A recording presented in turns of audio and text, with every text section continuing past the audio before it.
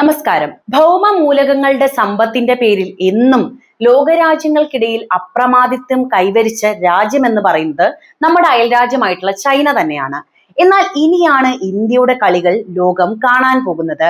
അത്രയേറെ സമ്പത്തുള്ള നമ്മുടെ ഭൂമിയിൽ നിന്നും ഇന്ത്യ ഇതാ സർവ്വലോകങ്ങളെയും വിലക്കെടുക്കാൻ പറ്റുന്ന വലിയ ശക്തിയായി മാറുന്നു എന്ന നല്ല സൂചനകളാണ് ലഭിക്കുന്നത്. ചൈനയെ പരാജയപ്പെടുത്താൻ ഇന്ത്യൻ മണ്ണ് നമ്മുടെ രാജ്യത്തിന് സംഭാവന ചെയ്ത ആ നിധിശേഖരത്തെ കുറിച്ചാണ് ഞാൻ പറയുന്നത്.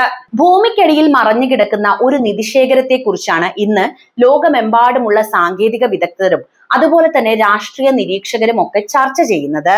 അപൂർവ ഭൗമ മൂലകങ്ങൾ, റെയർ എർത്ത് എലമെന്റ്സ്, അതായത് REES എന്ന് വിളിക്കപ്പെടുന്ന ഈ 17 ലോഹങ്ങൾ യഥാർത്ഥത്തിൽ അപൂർവമല്ല എങ്കിലും ആധുനിക ലോകത്തിന്റെ ചലനത്തിന് അവ അത്യന്താപേക്ഷിതമാണ്. ഹരിത സാങ്കേതിക വിദ്യയുടെ നട്ടെല്ല് എന്ന് വിശേഷിപ്പിക്കാവുന്ന ഈ മൂലകങ്ങൾ ഇലക്ട്രിക് വാഹനങ്ങളുടെ ശക്തി കേന്ദ്രമായിട്ടുള്ള മോട്ടോറുകൾ, ലോകത്തെ പ്രകാശിപ്പിക്കുന്ന LED ലൈറ്റുകൾ, മിസൈലുകളെ ലക്ഷ്യസ്ഥാനത്തേക്ക് എത്തിക്കുന്ന പ്രതിരോധ സംവിധാനങ്ങൾ, സൂക്ഷ്മമായ രോഗനിർണയം നടത്തുന്ന MRI സ്കാനറുകൾ എന്നിവയിലെല്ലാം അദൃശ്യമായ സാന്നിധ്യം വഹിക്കുന്നവരാണ്. ഈ സാങ്കേതിക വിദ്യായുഗത്തിൽ ഈ മൂലകങ്ങളുടെ നിയന്ത്രണം കൈവശമുള്ള രാഷ്ട്രമായിരിക്കും ലോകത്ത് നിർണായകമായിട്ടുള്ള ശക്തിയായി മാറുക എന്ന കാര്യത്തിൽ തർക്കമില്ല. ഇവിടെയാണ് ഇന്ത്യയുടെ പ്രാധാന്യമുള്ളത്. ലോകത്തിലെ അപൂർവ ഭൗമ മൂലക നിക്ഷേപത്തിന്റെ 6% ഇന്ത്യയുടെ മണ്ണിൽ, പ്രത്യേകിച്ച് തമിഴ്നാട്, കേരളം, ആന്ധ്രാപ്രദേശ് തുടങ്ങിയ തീരദേശ സംസ്ഥാനങ്ങളിലെ മൊണോസൈറ്റ് മണലുകളിൽ ഒളിഞ്ഞു കിടക്കുന്നുണ്ട്. എന്നാൽ ഈ സാധ്യത ലോകത്തിന് മുൻപിൽ തലയുയർത്തി നിൽക്കാൻ ഇന്ത്യയെ സഹായിക്കുന്ന ഒരു മാസ്റ്റർ കീ ആയി മാറണമെങ്കിൽ, അതായത് ഇന്ത്യ ഇതിലൂടെ ലാഭം ഉണ്ടാക്കണമെങ്കിൽ ഈ മറഞ്ഞിരിക്കുന്ന നിധിശേഖരം പൂർണ്ണമായും ഉപയോഗപ്പെടുത്തേണ്ടതുണ്ട്. നിലവിൽ ഈ വിപണിയുടെ സിംഹഭാഗവും നിയന്ത്രിക്കുന്നത് നമ്മുടെ അയൽ രാജ്യമായിട്ടുള്ള ചൈനയാണ്. ഖനനം, ശുദ്ധീകരണം, ഉൽപാദനം എന്നീ ഘട്ടങ്ങളിലെല്ലാം ചൈനയ്ക്കുള്ള ആധിപത്യം കാരണം സാങ്കേതിക വിദ്യാരംഗത്തെ അതിശക്തികളായിട്ടുള്ള അമേരിക്കയും യൂറോപ്യൻ രാജ്യങ്ങളും അടക്കം എല്ലാവരും വിതരണത്തിനായി ചൈനയെ ആശ്രയിക്കേണ്ട അവസ്ഥയാണ് നിലവിലുള്ളത്. നമുക്കറിയാവുന്നതാണ്, ഇവരൊന്നും ചേർച്ചയില്ലാത്ത രാജ്യങ്ങളാണ്. വിതരണ ശൃംഖലയിലെ ഈ ഏക ആശ്രിതത്വം ലോകരാജ്യങ്ങൾക്ക് വലിയ വെല്ലുവിളി ഉയർത്തുന്നുണ്ട്. അതാണ് ഞാൻ നേരത്തെ പറഞ്ഞത്. ഈ ജിയോ പൊളിറ്റിക്കൽ, അതായത് ഭൗമരാഷ്ട്രീയ സാഹചര്യത്തിൽ ഒരു വിശ്വസ്ത പങ്കാളിയായും ഉൽപാദനത്തിലെ പ്രധാന കേന്ദ്രമായും വളരാൻ ഇന്ത്യക്ക് വലിയ അവസരമാണ് ലഭിച്ചിരിക്കുന്നത്. നമ്മുടെ രാജ്യത്ത് മൊണോസൈറ്റ് മണലുകളിലായിട്ട് ചിതറിക്കിടക്കുന്ന ഈ നിധി വേർതിരിച്ചെടുക്കാനും അതുപോലെ തന്നെ അത് ശുദ്ധീകരിച്ച് മാഗ്നറ്റുകളും അതുപോലെ തന്നെ സെറാമിക് ഘടകങ്ങളും പോലുള്ള മൂല്യവർദ്ധിത ഉൽപ്പന്നങ്ങളാക്കി മാറ്റാനുമുള്ള വ്യവസായ ശൃംഖല കെട്ടിപ്പടുക്കുന്നതിൽ നാം ശ്രദ്ധ കേന്ദ്രീകരിക്കേണ്ടതുണ്ട്. നിലവിൽ ആഗോള ഉൽപാദനത്തിൽ 1% താഴെ മാത്രമാണ് ഇന്ത്യയുടെ പങ്ക്. വളരെ കുറവാണ് അല്ലെ?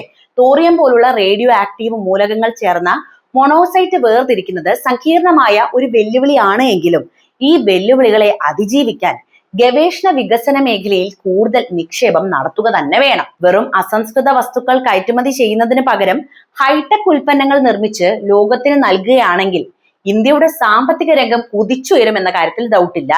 സർക്കാരിന്റെ ദേശീയ നിർണായക ധാതു ദൗത്യം കാബിൽ പോലുള്ള സംരംഭങ്ങൾ ഈ ദിശയിലുള്ള ശുഭകരമായ ചുവടുവെപ്പുകൾ തന്നെയാണ്. ആഭ്യന്തര ഉൽപാദനം വർദ്ധിപ്പിക്കുകയും അതുപോലെ തന്നെ അമേരിക്കയുടെ മിനറൽ സെക്യൂരിറ്റി പാർട്ട്ണർഷിപ്പ് പോലുള്ള അന്താരാഷ്ട്ര കൂട്ടായ്മകളുമായി സഹകരിക്കുകയും ചെയ്യുന്നതിലൂടെ ആഗോള വിതരണ ശൃംഖലയിൽ ചൈനയ്ക്കൊരു ശക്തമായ ബദൽ നൽകാൻ ഇന്ത്യക്ക് സാധിക്കുമെന്നതും ഇവിടെ നമ്മൾ എടുത്തു പറയണം. ഈ തന്ത്രപരമായ സമ്പത്ത് നാം ഫലപ്രദമായി ഉപയോഗിക്കുകയും തദ്ദേശീയമായി അതിന്റെ സംസ്കരണ ശേഷി വികസിപ്പിക്കുകയും ചെയ്യുന്ന പക്ഷം സാങ്കേതിക വിദ്യയിലും പ്രതിരോധത്തിലും ഹരിത ഊർജ ലക്ഷ്യങ്ങളിലും ഇന്ത്യക്ക് സ്വയം പര്യാപ്തത നേടാൻ സാധിക്കുക തന്നെ ചെയ്യും. മാത്രമല്ല, 21ാം നൂറ്റാണ്ടിലെ ആഗോള വേദിയിൽ സാങ്കേതിക ശക്തിയും സുസ്ഥിര പങ്കാളിയുമായി ഇന്ത്യക്ക് തലയുയർത്തി തന്നെ നിൽക്കാനും സാധിച്ചേക്കാം. ഇന്ത്യക്ക് അപൂർവ ഭൗമ മൂലകങ്ങളുടെ വിപണിയിൽ ചൈനയുടെ സമ്പൂർണ്ണ ആധിപത്യത്തെ പൂർണ്ണമായും മറികടന്ന് 1ാം സ്ഥാനത്തെത്താൻ നിലവിലെ സാഹചര്യത്തിൽ, അതായത് ഇപ്പോഴത്തെ ഒരു സാഹചര്യത്തിൽ എളുപ്പമല്ല എന്നത് യാഥാർത്ഥ്യമാണ്. എങ്കിലും വിശ്വസ്തവും സുസ്ഥിരവുമായ ബദൽ വിതരണ കേന്ദ്രമായിട്ട് വളരാനും അതുപോലെ തന്നെ അതുവഴി ചൈനയുടെ സ്വാധീനം ഗണ്യമായി ഈ മേഖലയിൽ കുറയ്ക്കാനും ഇന്ത്യക്ക് കഴിയും. ചൈനയെ മറികടക്കുന്നതിനേക്കാൾ പ്രായോഗികമായ ലക്ഷ്യമെന്ന് പറയുന്നത് ആഗോളതലത്തിൽ 2ാമത്തെ വലിയ ഉൽപാദന സംസ്കരണ കേന്ദ്രമായിട്ട് മാറുകയും വിതരണ ശൃംഖലയിലെ ഏക ആശ്രിതത്വം ഇല്ലാതാക്കുകയും ചെയ്യുക എന്ന ദൗത്യം തന്നെയാണ് അല്ലെ? ഇതിനായി ഇന്ത്യ ശ്രദ്ധ കേന്ദ്രീകരിക്കേണ്ട പ്രധാന കാര്യങ്ങളെ കുറിച്ചാണ് ഇനി ഞാൻ പറയുന്നത്. ഒന്ന്, സംസ്കരണ ശേഷി വികസിപ്പിക്കുക തന്നെയാണ്. ചൈനയുടെ പ്രധാന ശക്തി ഖനനത്തിലല്ല, മറിച്ച് ശുദ്ധീകരണത്തിലും സംസ്കരണത്തിലുമാണുള്ളത്.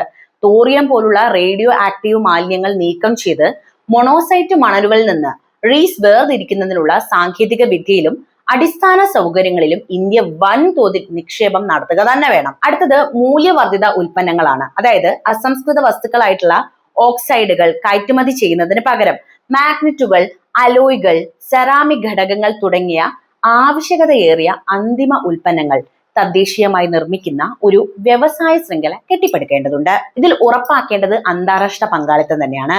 അമേരിക്കയുടെ മിനറൽ സെക്യൂരിറ്റി പാർട്ട്ണർഷിപ്പ് പോലുള്ള അന്താരാഷ്ട്ര കൂട്ടായ്മകളുമായി സഹകരിക്കുന്നത് സാമ്പത്തിക സഹായം, സാങ്കേതിക കൈമാറ്റം, ആഗോള വിപണി ഉറപ്പാക്കൽ എന്നിവയ്ക്ക് കൂടുതൽ സഹായം ചെയ്യും. ഇത് ചൈന ഒഴികെയുള്ള രാജ്യങ്ങൾക്ക് ഇന്ത്യയിൽ വിശ്വാസം വർദ്ധിപ്പിക്കുകയും ചെയ്യും. അതുപോലെ തന്നെ സർക്കാർ നയങ്ങളിലും ചില തിരുത്തലുകൾ ആവശ്യമുണ്ട്. കബീൽ പോലുള്ള സർക്കാർ സംരംഭങ്ങൾക്ക് കൂടുതൽ ഊർജം നൽകുകയും അതുപോലെ തന്നെ ശുദ്ധീകരണ പ്രക്രിയകളിലെ പരിസ്ഥിതി സൗഹൃദപരമായ സമീപനത്തിന് വേണ്ടിയിട്ട് ഗവേഷണ വികസന മേഖലയിൽ നിക്ഷേപം വർദ്ധിപ്പിക്കുകയും ചെയ്യേണ്ടതുണ്ട്. ചൈനയ്ക്ക് ഈ രംഗത്ത് പതിറ്റാണ്ടുകളുടെ മുൻതൂക്കമുണ്ട് എന്ന യാഥാർത്ഥ്യം നമ്മൾ മനസ്സിലാക്കണം. എന്നാൽ ഭൗമരാഷ്ട്രീയ സാഹചര്യങ്ങളും വിതരണ ശൃംഖല വൈവിധ്യവൽക്കരിക്കാനുള്ള ലോകരാജ്യങ്ങളുടെ താല്പര്യവും ഇവിടെ നമ്മൾ കണക്ക് കൂട്ടണം. ഇത് തന്നെയാണ് ഇന്ത്യക്ക് അനുകൂലമാകുന്നത്. ഇന്ത്യ ഈ അവസരം ഫലപ്രദമായിട്ട് ഉപയോഗിക്കുകയാണെങ്കിൽ ചൈനയ്ക്ക് ശക്തമായ വെല്ലുവിളി ഉയർത്താനും ആഗോള സാങ്കേതിക രംഗത്ത് നിർണായക ശക്തിയായി ഇന്ത്യക്ക് മാറാനും ഇവിടെ സാധിക്കുമെന്ന കാര്യത്തിലും തർക്കമില്ല. ഇന്ത്യ ഇത്രയും വലിയൊരു അവസരം പ്രയോജനപ്പെടുത്തുന്നതിൽ കാലതാമസം നേരിട്ടതിന് പ്രധാനമായും നിരവധി സാമ്പത്തിക, സാങ്കേതിക, രാഷ്ട്രീയ കാരണങ്ങളുണ്ട്. ഇതൊരു ഒറ്റപ്പെട്ട പ്രശ്നമല്ല കേട്ടോ, മറിച്ച് ദീർഘകാലമായിട്ടുള്ള നയപരമായ വെല്ലുവിളികളുടെ ഒരു ഫലമാണ് എന്നതാണ് നമുക്ക് മനസ്സിലാക്കാൻ കഴിയുന്നത്. പ്രധാന കാരണങ്ങൾ എന്തുകൊണ്ട് ഇന്ത്യ വൈകിപ്പിച്ചു എന്നതിനെ കുറിച്ച് പറയാം. ഒന്ന്, ചൈനയുടെ ഡബ്ബിംഗ് തന്ത്രമാണ്. 90കളിലും 2000ത്തിന്റെ തുടക്കത്തിലും ഒക്കെ ചൈന ഈ വിപണിയിൽ ആധിപത്യം സ്ഥാപിക്കുന്നതിനായിട്ട് കുറഞ്ഞ പാരിസ്ഥിതിക നിയന്ത്രണങ്ങളും കുറഞ്ഞ തൊഴിലാളി ചെലവും ഉപയോഗിച്ചുകൊണ്ട് വില കുറച്ച് ഉൽപ്പന്നങ്ങൾ വിപണിയിൽ എത്തിച്ചു. അതായത് ഡംപിംഗ് പ്രോസസ് എന്നാണ് ഇതിനെ പറയുന്നത്. ലോകത്തെ മറ്റ് രാജ്യങ്ങൾ തങ്ങളുടെ ആറേറി ഖനന സംസ്കരണ പ്ലാന്റുകൾ അടച്ചുപൂട്ടാൻ ഇത് കാരണമായി. ഇന്ത്യയെ സംബന്ധിച്ചിടത്തോളം ഉയർന്ന ചെലവിൽ ഉൽപാദനം നടത്തുന്നത് അക്കാലത്ത് സാമ്പത്തികമായിട്ട് ലാഭകരമല്ലാത്ത ഒരു നീക്കം തന്നെയായിരുന്നു. അതുകൊണ്ട് ഇന്ത്യയും മെനക്കെട്ടില്ല. അടുത്തത് സാങ്കേതികവും പാരിസ്ഥിതികവുമായ വെല്ലുവിളികളാണ്. ഇന്ത്യയിലെ ആറേറി നിക്ഷേപം പ്രധാനമായും മൊണോസൈറ്റ് മണലുകളിലാണ് കാണപ്പെടുന്നത്. ഇവയിൽ തോറിയം പോലുള്ള റേഡിയോ ആക്റ്റീവ് മൂലകങ്ങൾ അടങ്ങിയിട്ടുണ്ട് എന്ന കാര്യം ഞാൻ പറഞ്ഞല്ലോ. ഇവ വേർതിരിച്ചെടുക്കുന്നതും ശുദ്ധീകരിക്കുന്നതും സങ്കീർണമായതും അതുപോലെ തന്നെ ചെലവേറിയതുമായിട്ടുള്ള ഒരു പ്രോസസ്സാണ്. റേഡിയോ ആക്റ്റീവ് മാലിന്യം കൈകാര്യം ചെയ്യുന്നതിന് അന്താരാഷ്ട്ര നിലവാരത്തിലുള്ള കടുത്ത പാരിസ്ഥിതിക നിയന്ത്രണങ്ങളും അതുപോലെ തന്നെ സുരക്ഷാ സംവിധാനങ്ങളും ആവശ്യവുമാണ്. ഇതിനുള്ള സാങ്കേതിക വൈദഗ്ധ്യവും അതുപോലെ തന്നെ അടിസ്ഥാന സൗകര്യങ്ങളും വികസിപ്പിക്കുന്നതിൽ കാലതാമസം ഉണ്ടായി എന്നതും ഇവിടെ യാഥാർത്ഥ്യമാണ്. നിയന്ത്രണപരമായ ഘടകങ്ങളും ഇവിടെ ഉണ്ടായിട്ടുണ്ട് കേട്ടോ. അതായത് മൊണോസൈറ്റിൽ അടങ്ങിയിട്ടുള്ള തോറിയം ഒരു അണുശക്തി മൂലകമാണ് എന്ന് ഞാനിപ്പോൾ നിരവധി തവണ പറഞ്ഞു അല്ലെ. അതിനാൽ ഈ ധാതുക്കളുടെ ഖനനവും സംസ്കരണവും ഇന്ത്യയിൽ കേന്ദ്ര സർക്കാരിന്റെ ആറ്റോമിക് എനർജി വകുപ്പിന്റെ കർശന നിയന്ത്രണത്തിലാണ് നടപ്പാക്കുന്നത്. സ്വകാര്യ സംരംഭകർക്ക് ഈ മേഖലയിൽ പ്രവേശിക്കാനും വൻതോതിൽ നിക്ഷേപം നടത്താനും ഇത് കടുത്ത നിയന്ത്രണങ്ങൾ ഒരു തടസ്സമായിട്ട് നിൽക്കുന്നുണ്ട്. പിന്നെ മൂല്യവർദ്ധിത ഉൽപാദനത്തിലെ ശ്രദ്ധക്കുറവാണ്. അതായത് ഖനനം ചെയ്തെടുക്കുന്ന ധാതുക്കൾ അസംസ്കൃത രൂപത്തിൽ കയറ്റുമതി ചെയ്യാനാണ് ഇന്ത്യ മുൻകാലങ്ങളിലൊക്കെ കൂടുതൽ ശ്രദ്ധ കേന്ദ്രീകരിച്ചിരുന്നത്. മറിച്ച് മാഗ്നറ്റുകൾ പോലുള്ള മൂല്യവർദ്ധിത ഉൽപ്പന്നങ്ങൾ നിർമ്മിക്കാനുള്ള സംസ്കരണ ശേഷിയോ വ്യവസായ ശൃംഖലയോ വികസിപ്പിക്കുന്നതിൽ വേണ്ടത്ര ശ്രദ്ധ കൊടുത്തതുമില്ല. അതിന്റെ ഭാഗമായിട്ട് തന്നെയാണ് ഇന്ത്യ ഈ മേഖലയിൽ എത്താഞ്ഞത്. പിന്നെ ദീർഘവീക്ഷണമില്ലായ്മ നമ്മൾ പറയേണ്ടതാണ്. ഈ മൂലകങ്ങളുടെ ഭൗമരാഷ്ട്രീയപരമായ പ്രാധാന്യം ഹരിത സാങ്കേതിക വിദ്യയുടെ വളർച്ചയുടെ പശ്ചാത്തലത്തിൽ ഇത്രയും വർഷം മുൻപ് ഇന്ത്യയിലെ നയരൂപകർത്താക്കൾ വേണ്ടത്ര തിരിച്ചറിഞ്ഞില്ല എന്നത് യാഥാർത്ഥ്യം തന്നെയാണ്. സമീപകാലത്തെ ചൈനയുടെ വിതരണ തടസ്സങ്ങൾ, അതായത് സപ്ലൈ ചെയിൻ ഡിസപ്ഷൻസ് ഒക്കെയാണ് ഈ വിഷയത്തിന്റെ ഗൗരവം ബോധ്യപ്പെടുത്തിയത്. കാരണം ഇവിടെ ചൈന മാത്രമേ ഉള്ളൂ ഇതില്. ചുരുക്കി പറയുകയാണെങ്കിൽ സാമ്പത്തിക ലാഭമില്ലായ്മ, സങ്കീർണമായ സാങ്കേതികമായിട്ടുള്ള വെല്ലുവിളികള്, സർക്കാർ ഉടമസ്ഥതയിലുള്ള നിയന്ത്രണങ്ങൾ എന്നിവയൊക്കെ ഇത്ര നാളും ഈ അവസരം പൂർണ്ണമായും പ്രയോജനപ്പെടുത്തുന്നതിൽ നിന്ന് ഇന്ത്യയെ പിന്നോട്ട് വലിച്ചുകൊണ്ടേയിരുന്നു എന്നതാണ് മനസ്സിലാക്കാൻ കഴിയുന്നത്. ഈ വെല്ലുവിളികളെ മറികടക്കാനുള്ള പുതിയ നയങ്ങളാണ് ഇപ്പോൾ രാജ്യം രൂപീകരിക്കുന്നത്.